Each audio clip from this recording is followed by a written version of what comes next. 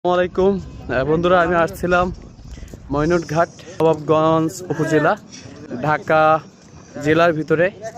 এ পাশে দেখতে পাচ্ছেন পদ্মার পাড়। এখানে এটা একটি মিনি কক্সবাজার নামে খ্যাত। এখানে বিভিন্ন জায়গা থেকে পর্যটকরা এখানে ঘুরতে আসে, ভ্রমণ করতে আসে। লঞ্চ, বিভিন্ন বোটে ঘাট থেকে সরাসরি ফরিদপুর থেকে এখানে মানুষ যাতায়াত করে থাকে এবং এই ঘাটটি খুবই জনপ্রিয় ঘাট এবং এখানে নদীর থেকে নদীর টাটকা মাছ এখানে পাওয়া যায়।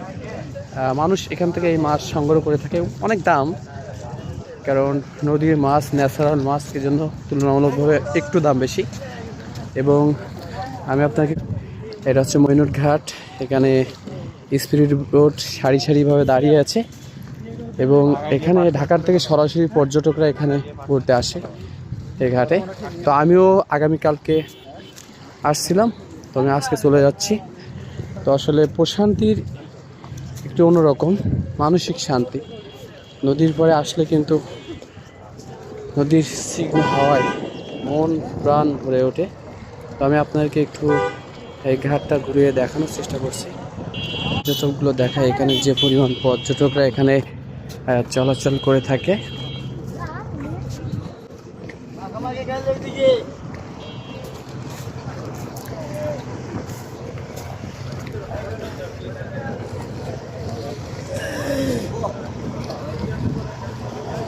মইনুটঘাটের লঞ্চ, সরাসরি দুইতলা লঞ্চ ছোটো ছোটো চলাচল করে থাকে। তুলনামূলকভাবে এখন নদীর ঢেউ অনেক কম এবং এই স্পিরিট বোট অনেক সময় উল্টে গিয়ে মানুষের প্রাণ সংশয় হয়ে থাকে।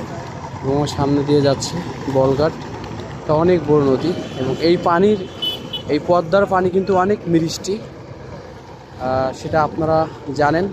এবং পদ্মার ইলিশ বিখ্যাত। তো এখন পদ্মার ইলিশের মৌসুম শেষ, এখন নিষিদ্ধ পদ্মার ইলিশ ধরা, কারণ ডিম দিবে, তাদের প্রজনন সময়সীমা। এটা পল্টন মইনুটঘাটে, চারিদিকেই সুন্দর লীলাভূমি।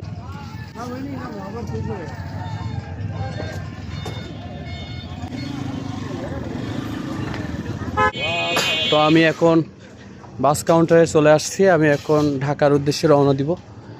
তো এই যে আনন্দ পরিবহন, এগুলোই সচরাচর এই রোডে চলাচল করে থাকে, গুলিস্তান টু মইনুট। তো সবাই ভালো থাকবেন। আপনারা যারা আসতে চান তারা গুলিস্তান থেকে, গোলাপশাহর মাজার থেকে ওইখানে এই পরিবহনগুলো পাবেন সরাসরি।